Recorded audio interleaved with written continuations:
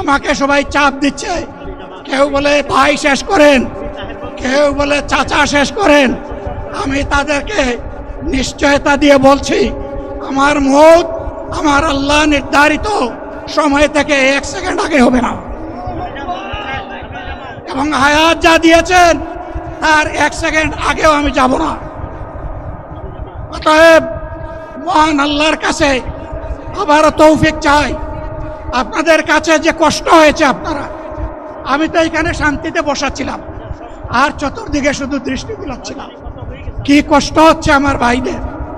প্রিয় ভাইরা, এই কষ্ট আল্লাহর জন্য। এই কষ্ট কার জন্যে?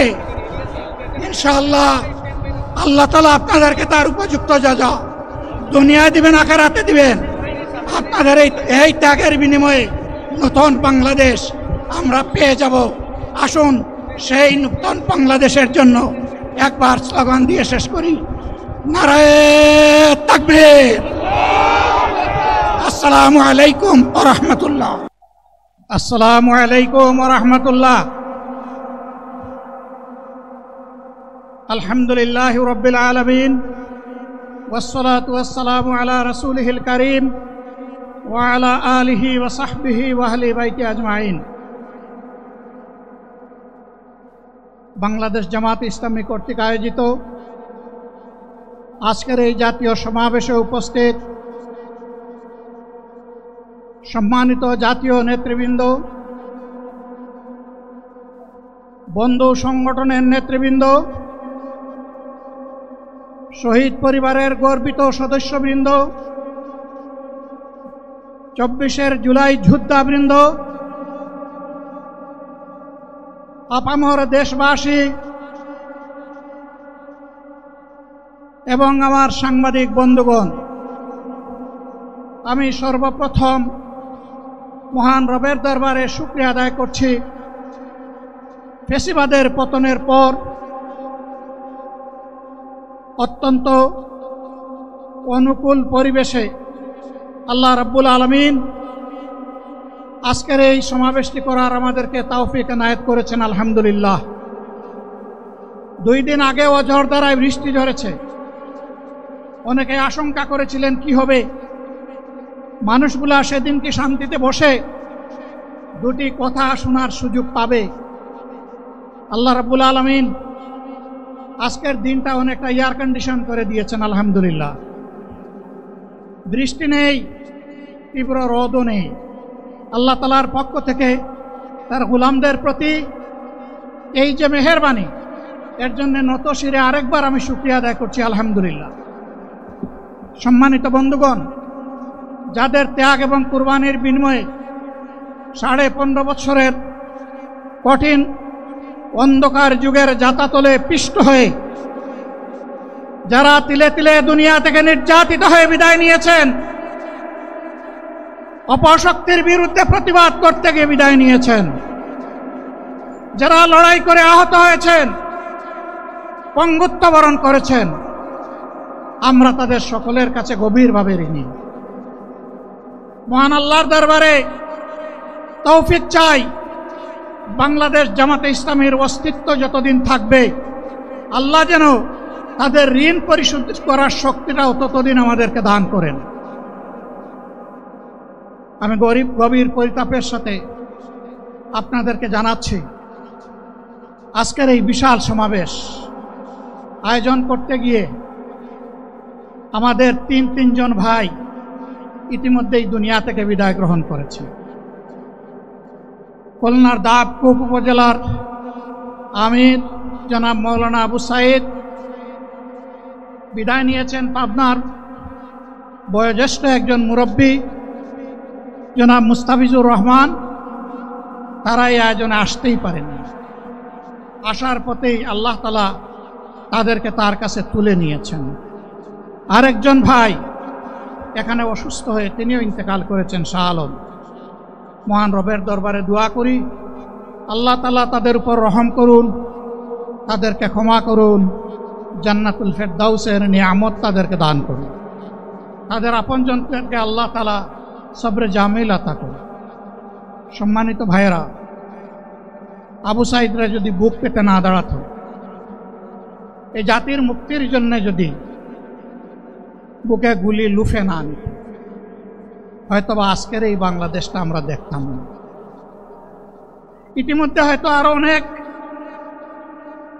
মানুষের জীবন ফ্যাসিবাদীদের হাতে চলে যেত। 24-এ জীবন বাজি রাখা এই যুদ্ধটা যদি না হতো,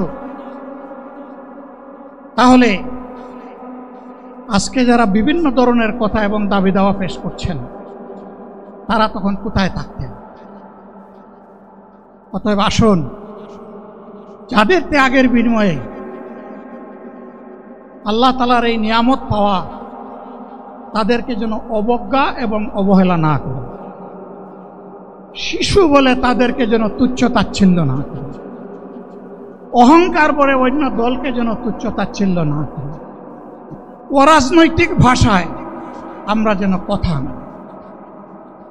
যদি এগুলো আমরা পরিহার করতে না পারি, তাহলে বুঝতে হবে যারা পারবেন না, ফ্যাসিবাদের রূপ তাদের মধ্যে নতুন করে বাসা বেঁধেছে।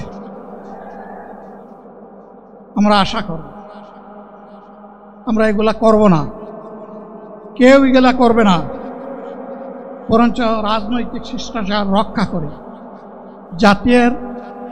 জাতীয় ঐক্যের বীজতলাটা আমরা সবাই মিলে একসাথে তৈরি করব ইনশাআল্লাহ। সম্মানিত ভাইয়েরা, আসরের নামাজ আসন্ন, আরো অনেক বক্তা ছিলেন, তাদেরকে আমরা দিতে পারি নাই, আমরা দুঃখিত। এজন্য আমার লম্বা কথা বলার সুযোগ নেই। যারা এখানে কথা বলেছেন, তারা আমার মনের কথাগুলোই তুলে ধরেছেন।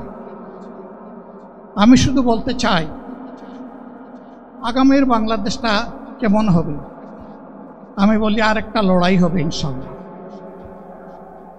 একটা লড়াই হয়েছে ফ্যাসিবাদের বিরুদ্ধে, আরেকটা লড়াই হবে দুর্নীতির বিরুদ্ধে ইনশাআল্লাহ।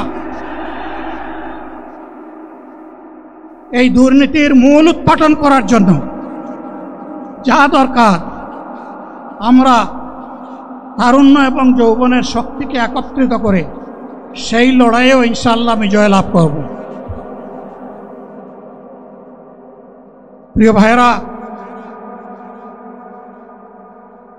জামাতে ইসলামী যে দুর্নীতিমুক্ত সমাজ গড়বে, তার প্রমাণ কি? তার প্রথম প্রমাণ হচ্ছে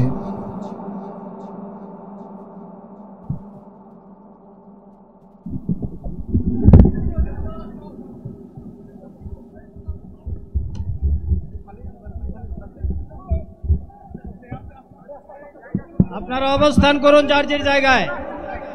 আপনাদের সবকিছু দেখার সঙ্গে জায়গা স্থান পরিবর্তন করবেন না, সবাই জায়গায় থাকেন, সবাই তার নিজ নিজ জায়গায় অবস্থা গ্রহণ করেন,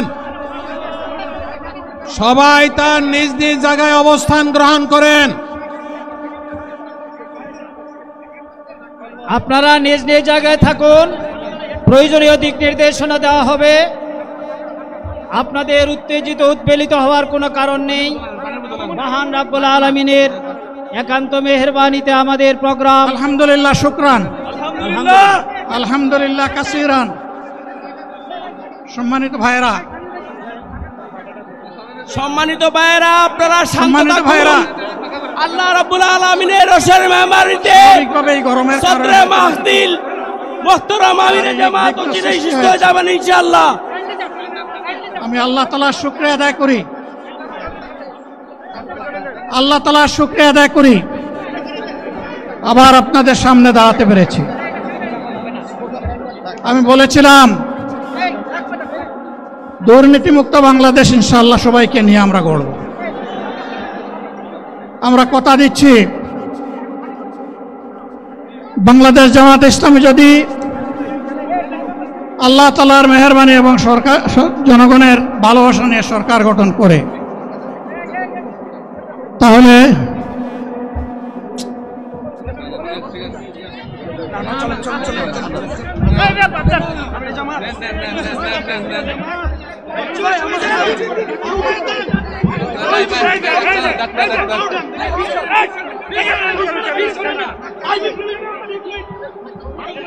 আপনারা নিজ নিজ জায়গায় অবস্থান করুন।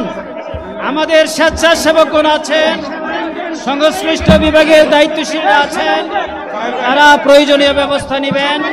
কারো মাইকের সামনে আসার দরকার নেই।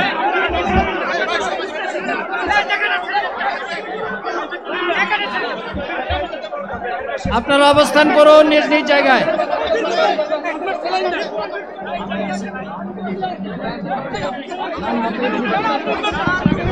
সবাই মেহেরবানি করে শান্ত হয়ে বসুন, শান্ত হয়ে বসুন, শান্ত হয়ে বসুন। বক্তব্য পড়ে ফেলেন আপনি। আপনারা সকলে আমিরে জামাত একটুখানি অসুস্থ হয়েছেন, গরমের কারণে হয়েছে, কিন্তু উনি বারবারই চেষ্টা করছিলেন বক্তব্য দেওয়ার জন্যে। ডাক্তাররা বলছেন ওনার আর বক্তব্য রাখা ঠিক হবে না। ওনার যে বক্তৃতা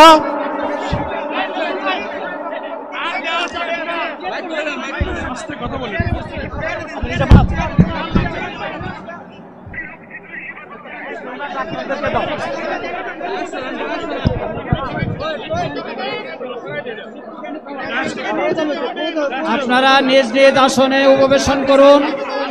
সংগঠনের দায়িত্বশীলগণ প্রয়োজনীয় দিক নির্দেশনা দিবেন। আপনাদেরকে নিজ নিজ জায়গায় অবস্থান করার জন্য অনুরোধ করা হচ্ছে। দেন না এখানে আপনাদের এই ড্রোনগুলো আলহামদুলিল্লাহ আলহামদুলিল্লাহ। আরে আল্লাহ যত সময় হায়াত দিয়েছেন, আল্লাহ যত সময় হায়াত দিয়েছেন তত সময় মানুষের জন্য লড়াই করবো ইনশাআল্লাহ। এ লড়াই বন্ধ হবে না। বাংলার মানুষের মুক্তি অর্জন হওয়া পর্যন্ত আমাদের লড়াই অব্যাহত থাকবে। বলছিলাম জামাতে ইসলামী যদি আল্লাহর ইচ্ছা এবং জনগণের ভালোবাসায় বাংলাদেশের মানুষের সেবা করার সুযোগ পায়, তাহলে মালিক হবে না, সেবক হবে ইনশাআল্লাহ।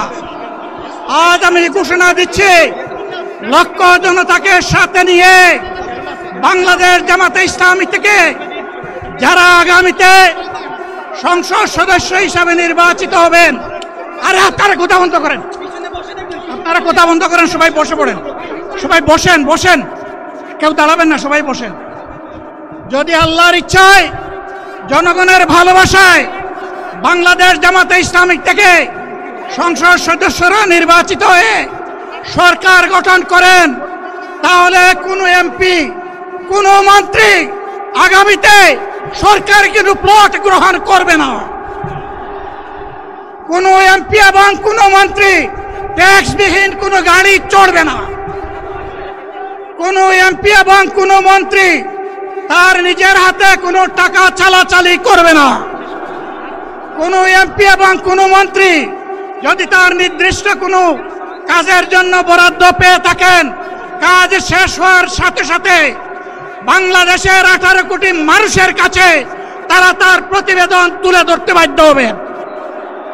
সম্মানিত বন্ধুগণ, চাঁদা আমরা নিব না, দুর্নীতি আমরা করব না, চাঁদা আমরা নিতে দেব না, দুর্নীতি আমরা সহ্য করব না।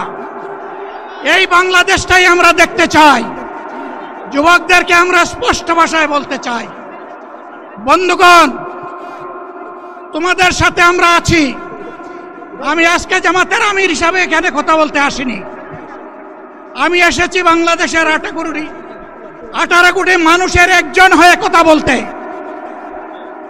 আমি শিশুদের বন্ধু, আমি যুবকদের ভাই, আমি বয়স্কদের সহযোদ্ধা, আমার বোনদের আমি ভাই। সুতরাং তাদের মুক্তির জন্যেই আমি দায়িত্ব নিয়ে আজকে এখানে দাঁড়িয়েছিলাম। আল্লাহর ইচ্ছা, শরীর আমাকে সাময়িকভাবে সহযোগিতা করে নাই, এটাও আল্লাহর ইচ্ছা যে এখন আল্লাহ আমাকে কথা বলার সুযোগ দিচ্ছেন। আমি বলতে চাই, বাংলাদেশের নির্দিষ্ট কোনো শ্রেণীর মুক্তির জন্য আমাদের এই লড়াই নয়। রাস্তার একজন পরিচ্ছন্নতা কর্মী, চা বাগানের একজন শ্রমিক, রক্ত পানি করে ঘাম জড়ানো আমার একজন রিক্সা চালক ভাই মাঠে ময়দানে বাংলাদেশের মানুষের মুখে যারা এক মুঠো ভাত তুলে দিতে চায়, আমার সেই কৃষক বন্ধুটি, আমি তাদের হয়ে আজকে এখানে কথা বলতে এসেছি। আমি কোনো অভিজাত শ্রেণীর হয়ে এখানে কথা বলতে আসিনি। আল্লাহ তাআলার অশেষ মেহেরবানি, আজীবন সকল রক্ত চক্ষুকে উপেক্ষা করেছি, জেল জুলুমের পরোয়া করি নাই। আমার আফসোস, 24 সালে জাতিকে মুক্তি দিতে গিয়ে যারা জীবন দিয়ে শহীদ হলো, আমি তাদের একজন হতে পারলাম না।